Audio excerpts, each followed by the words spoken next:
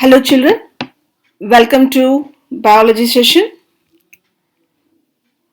Today let us see into chapter 5, biodiversity, session 5.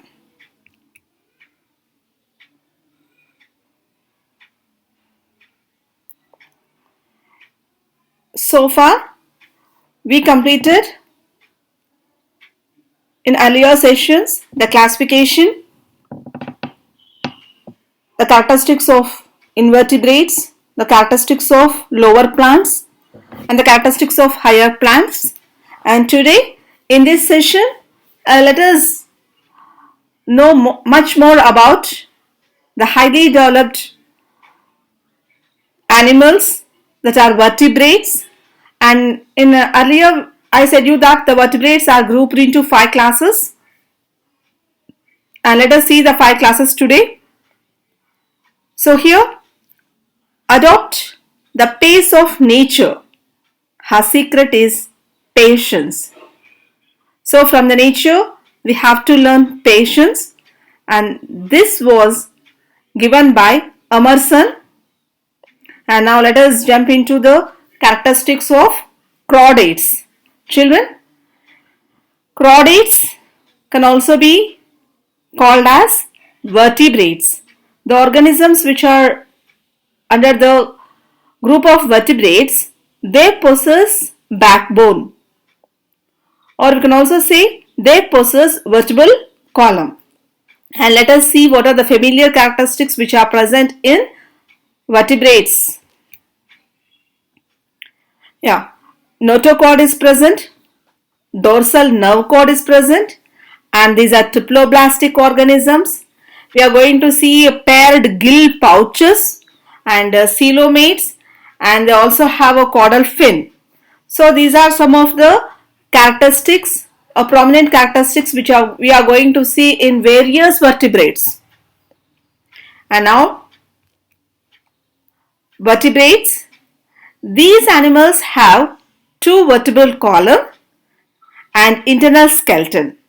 Vertebrates are bilaterally symmetrical, triploblastic, coelomic and segmented organisms. So children, I think you are familiar with the terminology bilaterally symmetrical. Bilaterally symmetrical means a left and a right side organs appears to be similar. Triploblastic, 3-layer structure through coelomic cavity is going to be present, and the body in some of the vertebrates is segmented. So these are the prominent features of vertebrates. And in these vertebrates we are going to see 5 classes. One is spices, one is amphibians, one is reptiles, the other one is aves, and the last one is mammals. And now let us see the characteristics of spices, amphibians, reptiles, aves and mammals. And now moving on to, here you can see vertebrate is grouped into 5 classes: spices, amphibians, reptiles, birds and mammals. And here fish comes under spices, a crocodile comes under reptiles, and monkey here, it comes under mammals. So these are the few illustrations were given here, and let us move on to the next. Spices, amphibians. I said you earlier the vertebrates are grouped into 5 classes. The spices is 1, the amphibians is 1 and the reptiles is 1.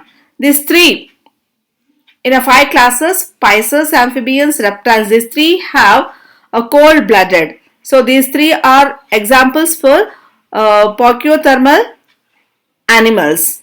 A fish comes under spices, a clotis comes under reptiles, frog comes under amphibians. So the 3 are examples of poikilothermal animals. Poikilothermal animals means they are cool-blooded animals. Cool-blooded animals. And here you are going to see a deer and bird. These two comes under, the bird comes under aves and a deer comes under the mammals, and aves and mammals are homeothermic animals, that means the warm-blooded animals. These are the basic characteristics which we are going to see in the invertebrates. And among the 5 classes, pisces, amphibians, reptiles, aves and mammals, we are going to observe 2 kind-blooded animals, that is cold-blooded animals and warm-blooded animals. Cold-blooded animals examples we are going to see from pisces, amphibians and reptiles. Warm-blooded animals are aves and mammals. And now coming to the other characteristics of pisces. Always the fish belong to this class.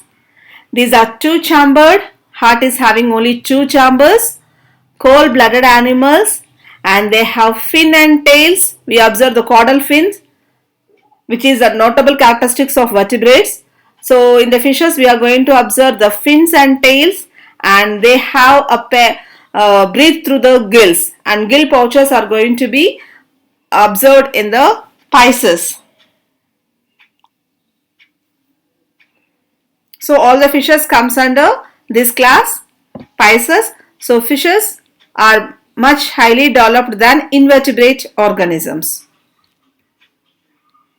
The next class is amphibia, amphibians.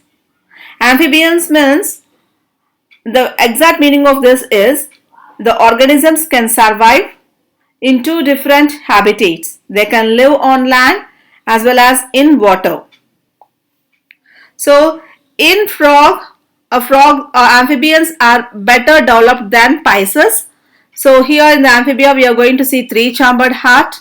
The first vertebrates can live both on land and water, hence we are going to call them as amphibians. These are cool-blooded animals which we are going to treat as poikilothermic animals. Hibernate during winter, that is called as hibernation. Estivation during summer sleep, that is called as an estivation. Hibernation during winter and estivation during summer we are going to observe in frog. So these are the some prime characteristics of class amphibia.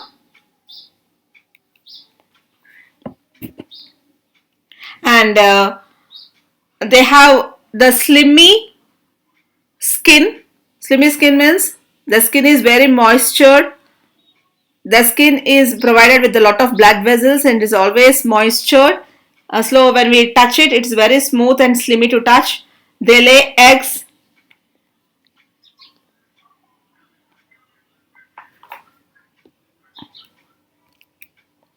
And now coming to reptiles. The next class is reptiles.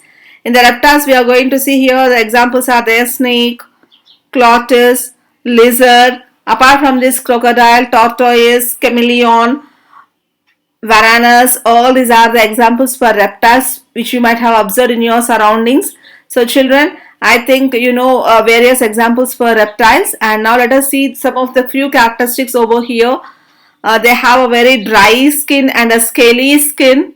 They lay eggs, and some of the reptiles we are going to see the viviparous also, and here they breathe through lungs. And there are the poikilothermic animals. Poikilothermic animals means, I said you earlier, cold-blooded animals. These are 3-chambered heart only, but the 4th-chambered is incompletely divided. Even though there is a presence of 4th chamber, it is incompletely divided. So some mention it as a 3.5 chambered, but we have to mention it as a 3-chambered heart, incompletely divided 4th chambered heart we are going to see in reptiles. Whereas in the pisces, 2-chambered heart; in the amphibians, 3-chambered heart; in the reptiles, 3-chambered, 4th chambered is incompletely divided. So I think the betterment of the characteristics from the pisces, when we move towards the mammals, we are going to see well body organization and well development of organs. So these reptiles are 3-chambered, 4th chambered is incompletely divided. But here The crocodiles, which belongs to the reptiles, shows four-chambered heart. Now next class is birds, which comes under aves, and they have feathers, two wings, claws, and they are the oviparous organisms. They lay the eggs, and they are the homothermic animals. That means they are the warm-blooded animals. And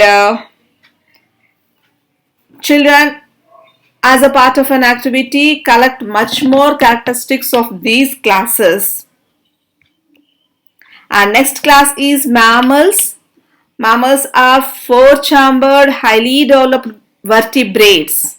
They consisting of mammary glands, a fur or a hair we are going to observe on the skin, the middle ear bones. In the middle of the ear, the bones are present, which is a prominent characteristics of the mammals. And the mammals further, we are going to group them into 5 to 6 groups, calling them as marsupials. Marsupials are nothing but kangaroos, which have the pouches near their abdomen and to carry the immature babies. So the example for marsupials is kangaroos. And the primates example is monkeys and chimpanzees. All that comes under the primates. And the primates show imitation behavior much. And rodents are nothing but a rabbit. Rabbits comes under rodents, which have incisors, very well strong incisors are present in the rodents. And the next one is marine mammals, the mammals which are living in the aquatic habitats, a whale, a dolphin. All these are examples for marine mammals. And the next one is flying mammals. Flying mammals, we have a good example is a bat. Bat is a example for belonging to the mammals, and it is example for a flying mammal. So marsupials, primates, rodents, marine mammals, flying mammals. So all these are belonging to the mammals, and all the characteristics which we have just now learnt, we are going to see in the mammals. So here you can observe marsupials, marine mammals, rodents, flying mammals, and primates. So all these are the organisms which belonging to the mammals. So the mammals are highly developed organisms in vertebrates. So as we come to know that the pisces, and next to the pisces, amphibians, after amphibians, reptiles, after reptiles, aves, after aves, mammals occupies the place, and these are highly developed organisms. And children, that said, we have come to know a few characteristics of vertebrates, prime characteristics of vertebrates, and you better collect some more information from your books and add a note for this session.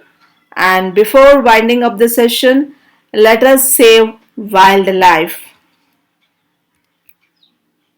Thank you, children, and that's it in this session.